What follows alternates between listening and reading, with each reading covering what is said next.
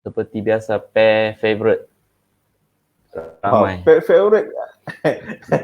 Biasa kita start dengan goal. Biasa dengan goal saja. Okay. Yalah. Okay, so without Yalah. wasting much time, why not saya share screen saya. Okay, sebab kita we have to respect people yang loyal dengan kita, and then they have interest to know what's the market outlook for next week. So we will go straight to the point. Okay, so saya tengah share screen saya, Bun. Sekejap belum. Okay. Okay, done. Oh, okay. Dan kejap saya tengah ambil saya punya pen. Saya punya ni. Dia tengah loading pula. Okay, so sementara dia tengah loading tu,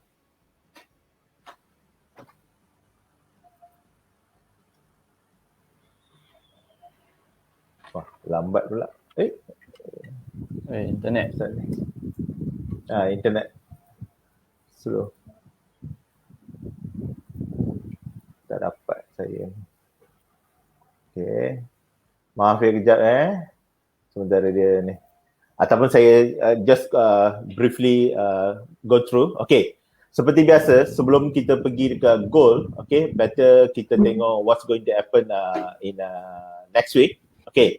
So kalau nampak kat sini Forex Factory, okay, kita tak ada apa-apa big news regarding US dollar. Okay. Cuma yang ada adalah hari Rabu, okay, it's more for New Zealand RBNZ rate statement and monetary policy statement. So it's going to impact kita punya currency lah, Kiwi. Okay, so hati-hati. Tapi lepas tu kita nampak hari Khamis, okay, it's not orang kata big impact news, tapi GDP. Okay, so nampak kat sini, GDP pukul 8.30 malam. Okay, so this will give a bit of impact to kita punya US dollar punya strength. Okay, kalau katakan dia strong, maknanya GDP, maknanya ekonomi quite strong, then US dollar akan pick up dia punya strength lah. Okay, tapi kalau GDP is quite weak, then US dollar akan melemah. Tapi saya jangkakan seperti dibincang minggu lepas, saya jangkakan ekonomi US akan menunjukkan perkembangan yang bagus. Okay, maknanya kita akan expect US dollar strength. Okay, so overall tak ada apa-apa yang big news kecuali hari Khamis, okay.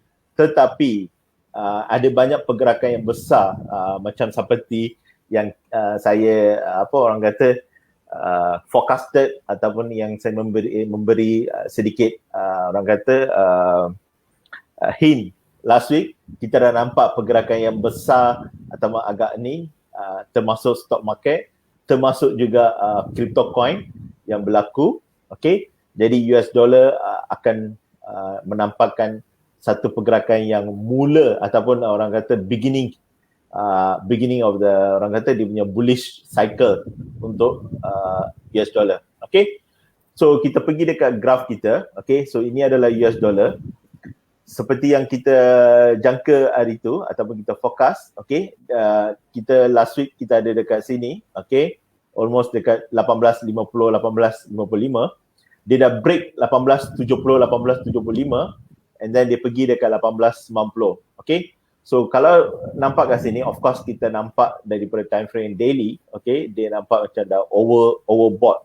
Okay, so sekarang ni dia ada resistance dekat almost dekat 1890. Tapi the next resistance adalah of course big round number 1900.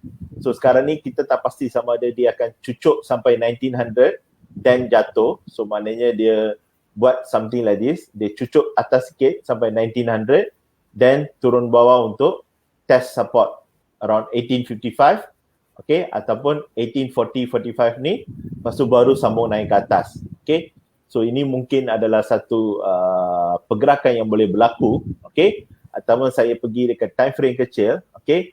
So apa yang satu lagi yang boleh berlaku adalah dia belum naik ke atas, dia turun dulu, okay, daripada 1880 sekarang ni, okay, dia boleh turun cari support dekat 1855, okay, lepas tu baru naik ke atas ke 1900, okay, and then terus ke 1910 dengan 1920 around that zone. Okay, so ini adalah satu lagi yang kita jangka dia boleh buat. Okay, so maknanya ni kalau bullish strength agak kuat, so dia boleh buat yang ni maknanya dia breakout, terus maknanya dia turun bawah untuk cari buyers around 1855, okay, and then terus cari breakout ke 1900. Kalau dia breakout, dia akan pergi ke 1910 and then turun balik, okay, and then make another wave up to about 1920, 1923. So itu adalah zone yang kita rasa kalau nak sell adalah around this zone 1920 sampai 1925. So itu adalah zone untuk kita nak cari sell.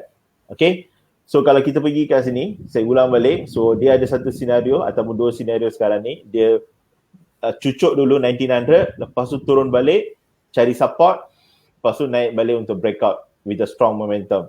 Ataupun dia turun dulu, just correction, and then breakout quite strong untuk pergi ke atas ni. Okay, tetapi boleh juga dia turun ataupun dia naik atas sedikit, dia cari the next support dekat 1845, 1840 ni, baru naik ke atas. Maknanya dia breakout daripada momentum yang agak kuat daripada bawah. Okay, so ini yang tiga ni. So basically these are the 3 or 4 levels yang saya jangkakan akan berlaku untuk gold minggu depan lah. Okay, so kita masih cari peluang buy. Of course, bila saya kata peluang buy tu, siapa yang scalper intraday memang boleh cari sell dekat-dekat zone yang saya maksudkan tadi. Okay, ataupun kalau risk averse sedikit, boleh tunggu dekat atas lah. Maknanya dekat 1920, 1925 tu boleh tunggu, okay, untuk sell. Ataupun dekat atas ni kita nampak ni, okay, 1930. Okay, so that will be the orang kata resistance level 3 lah. Okay, so first resistance will be 1910, second resistance will be about 1923, third resistance will be about 1930. Okay, so antara tiga tu siapa nak tunggu sell, cari peluang sell boleh tunggu kat situ. Tapi kalau scalper intraday, bolehlah cari peluang dekat 1910, even ke 1900, bolehlah cari peluang sell. Okay, so itu saja Bun untuk gold. Kalau ada